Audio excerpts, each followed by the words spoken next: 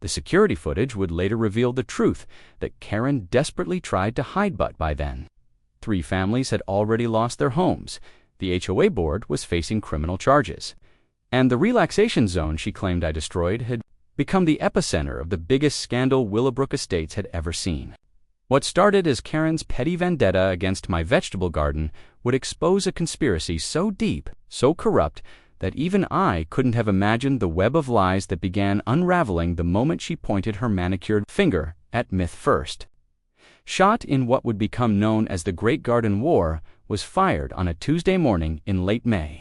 When Karen Whitmore stood at the edge of my property line wearing her signature coral blazer and a smile that could freeze hellfire, "Marcus," she called out, her voice carrying across my backyard with the authority of someone who'd never been told no, we need to talk. I straightened from where I'd been kneeling beside my newly planted tomato seedlings, brushing soil from my hands. The morning sun caught the dew on the neat rows of vegetables I'd spent weeks planning and preparing. Lettuce, carrots, bell peppers, herbs nothing fancy. Just fresh food for my family and maybe some neighbors who appreciated homegrown produce. "Morning, Karen."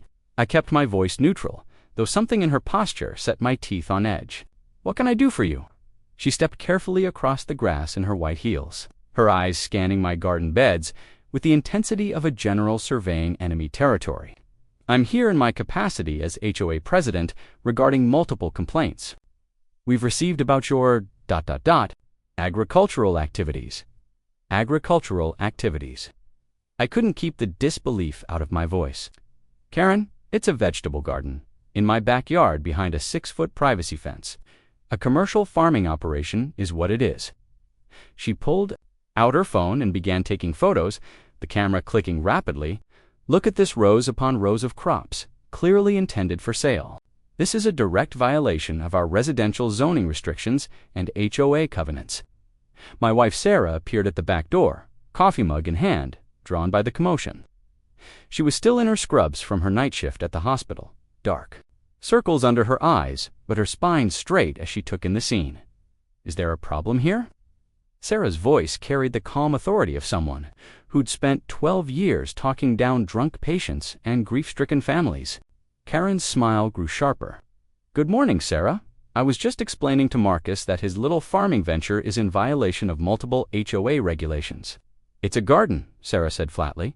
"People have gardens. People have small flower beds and maybe a tomato plant or two." This Karen gestured broadly at my carefully tended plots. "This is commercial agriculture. And more importantly, it's destroying the aesthetic integrity of our community's only designated relaxation zone." I blinked. Relaxation zone. "The common area behind your property line." Karen pointed toward the small strip of grass and trees that bordered the back of our lot. That space was specifically designated in the original community plans as a relaxation area for all residents. "Your garden activities are disturbing the peace and natural beauty of that zone." Sarah stepped down from the deck, moving to stand beside me. "Karen, that's just empty grass and trees. No one has ever used it for anything." "That's not the point," Karen snapped, her composure cracking slightly. "The point is that it's there for the community's enjoyment, and Marcus's digging and planting, and ... and wheelbarrowing is destroying the tranquil atmosphere." I looked at the strip of land she was referring to. It was maybe 20 feet wide, running along the back fence line of several properties. In the 3 years we'd lived here, I'd never seen a single person so much as walk through it, let alone use it for relaxation. It was just unused space, home to nothing but crabgrass and the occasional opossum. "I'm not even gardening in that area," I said, struggling to keep my voice level. "My garden beds are entirely on my own property. The disruption is the issue," Karen said, her camera still clicking. "The noise, the activity, the unsightly irrigation systems you've installed. It's all impacting the relaxation zone's intended purpose." "What are irrigation systems?" Sarah demanded. "We're using a garden hose and a sprinkler." Karen's eyes gleamed with triumph. "Exactly. Excessive water usage, potential runoff issues, and the constant coming and going as you tend to your commercial crops. It's completely inappropriate for a residential area." I felt my patience finally snap. "Karen, what is this really about? Because we both know it's not about some relaxation zone that doesn't exist." Her mask slipped completely, then revealing the fury underneath. What it's about, Marcus, is that some of us care about maintaining the standards that make Willowbrook Estates a desirable place to live. Some of us understand that property values and community reputation require vigilance. And some of us won't stand by while newcomers turn our neighborhood into a rural farming commune. Newcomers, Sarah repeated slowly. We've lived here for 3 years. And in those 3 years, you've consistently pushed boundaries, Karen shot back. The front yard vegetable beds you planted 2 summers ago, which we removed when the HOA asked us to, I interrupted. The chickens you tried to keep, 3 hens, which we rehomed when we got the violation notice. And now this blatant disregard for community standards. Karen's voice rose with each word. Well, I won't allow it. As HOA president, I have a responsibility to all residents. And I'm telling you right now, this garden operation ends, or you'll be facing serious consequences. What consequences? Sarah's voice was dangerously quiet. Karen straightened her blazer, her smile returning. Fines for starters, $500 per day for each violation. Retroactive to when you started this farming project. Legal action. To force compliance, and if necessary, a lien on your property to recover costs associated with restoring the relaxation zone to its intended state. My blood ran cold. A lien, absolutely. The HOA has broad authority to protect community assets and enforce covenants. If your agricultural activities have damaged or compromised the relaxation zone, you'll be financially responsible for restoration. I looked at my small garden beds with their neat rows of vegetables barely 3 weeks old and tried to understand how they could possibly justify the aggressive response Karen was describing. This is insane. It's a vegetable garden. We're growing food, not running a farm. The board will make that determination, Karen said smoothly. I'm calling an emergency meeting for Thursday night. 7 o'clock sharp in the community center. You'll have an opportunity to present your case for why you should be allowed to continue violating our covenants. She turned to leave, then paused. Oh, and Marcus, I'd recommend consulting with a property attorney. These situations can get ... complicated. After she left, Sarah and I stood in our backyard staring at the garden that had somehow become the center of a war neither of us had seen coming. She's lost her mind, Sarah said finally.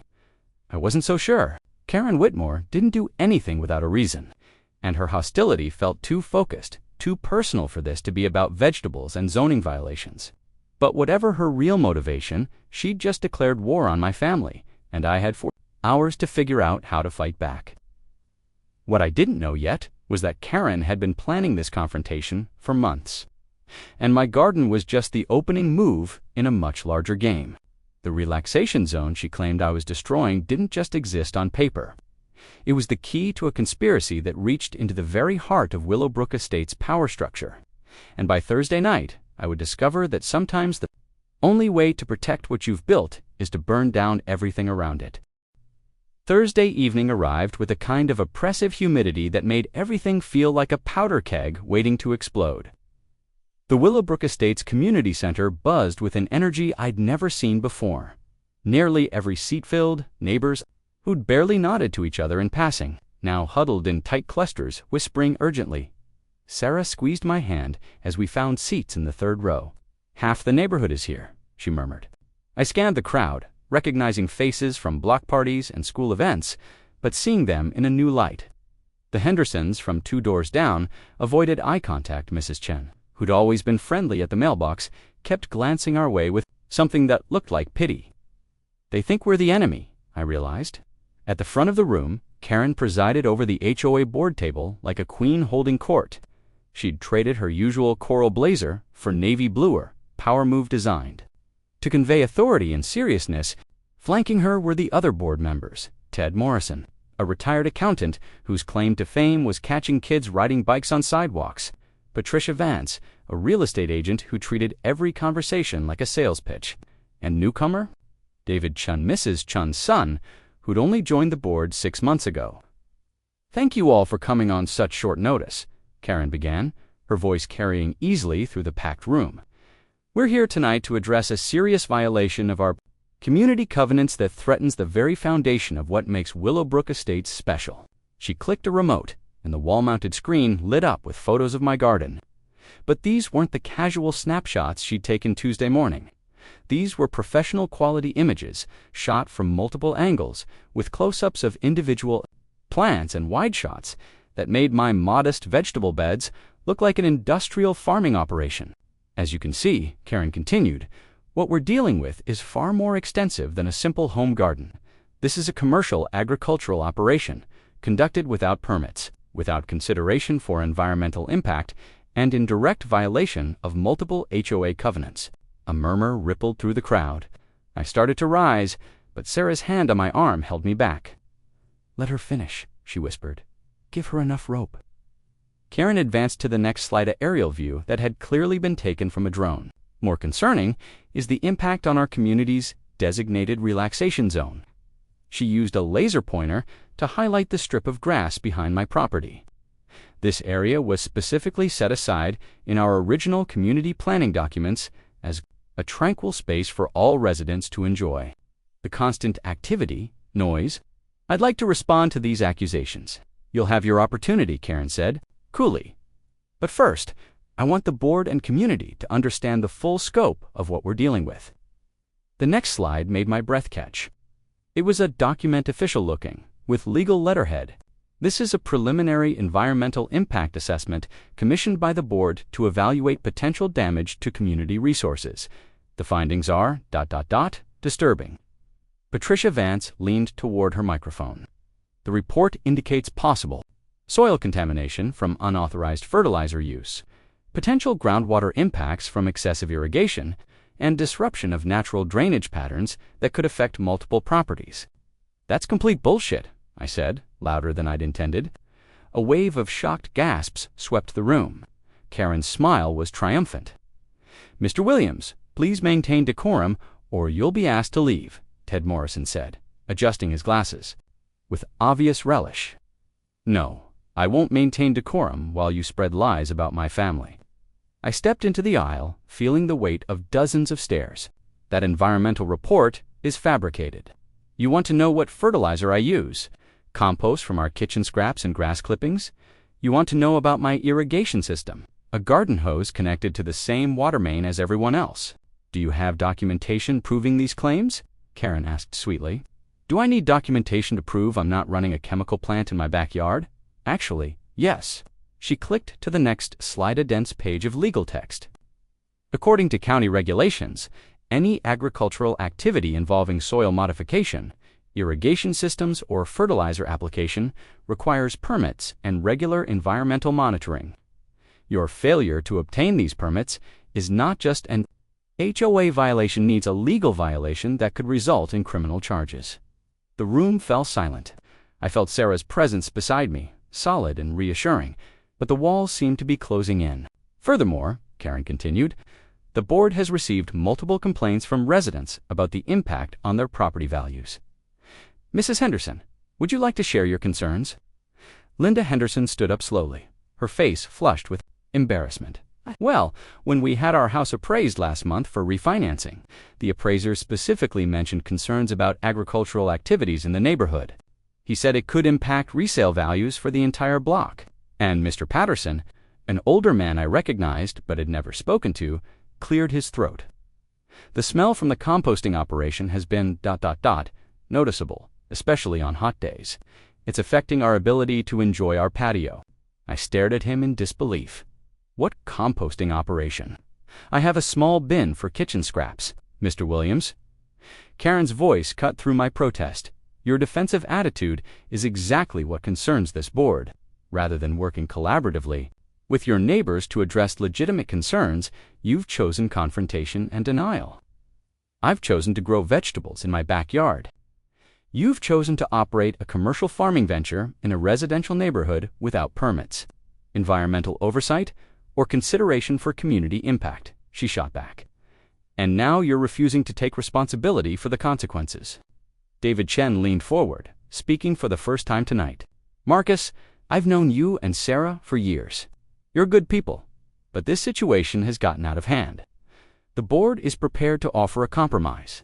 I looked at him hopefully. Maybe there was still a reasonable path forward. "We're prepared." to allow you to maintain a small personal garden no more than 50 square feet if you agree to several conditions. Karen took over again, consulting her notes.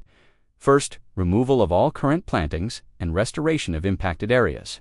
Second, submission of a detailed planting plan for board approval. Third, regular inspections to ensure compliance. Fourth, payment of accumulated fines and environmental restoration fees. How much? Sarah asked quietly. Patricia Vance smiled. Given the retroactive daily fines, permit violations, and environmental impact, the current total is $18,400. The number hit like a physical blow. I heard Sarah's sharp intake of breath, felt the room spinning slightly. $18,000, I repeated. Plus ongoing monitoring fees, Ted Morrison added helpfully. $50 per month. I looked around the room at neighbors I'd waved to, shared small talk with, considered friends. Most avoided my eyes now, but I could read their faces clearly enough. They'd already decided I was guilty, that Karen's version of events was truth, that my garden was somehow a threat to everything they'd worked to build, and if I refuse, I asked. Karen's smile was predatory now. Then we proceed with legal action. Liens, foreclosure proceedings, criminal charges for environmental violations. This doesn't have to destroy your family, Marcus, but it will if you force our hand. The meeting dissolved into chaos as neighbors began talking among themselves, some voices raised in anger, others whispering urgently. I stood in the middle of it all, feeling like I was drowning. Then David Chen was beside me, his voice low and urgent. Marcus, can I speak with you privately? We stepped outside into the humid evening air. David looked around nervously, then pulled out his phone. I recorded everything, he said quietly. Karen doesn't know I'm talking to you, but you need to understand this isn't about your garden. What do you mean? The relaxation zone she keeps talking about? It doesn't exist. I've been through every community planning document, every HOA filing, every legal record. There's no designated relaxation area behind your property. My mind reeled. Then why? Because that land is worth a fortune, David interrupted. Karen's been working with a development company for months. They want to build luxury townhomes on every piece of unused space in the community, but they need the land to be classified as abandoned or improperly maintained community property before they can proceed. And my garden proves what? Exactly. It proves that residents aren't using the space for its intended purpose, which gives the board justification to reclassify it as abandoned. Once they do that, they can sell it to the developers. Karen gets a consultation fee, the board gets kickbacks, and the community gets screwed. I stared at him. You're saying this whole thing is a setup? I'm saying your garden was just convenient timing. Karen's been looking for an excuse to go after that land for months. Your vegetables gave her the cover story she needed, the community. Center door opened, and neighbors began streaming out. I saw Karen scanning the crowd, her eyes narrowing when she spotted David and me talking. I have to go, David said quickly. But Marcus, fight this. Don't let them steamroll you. And whatever you do.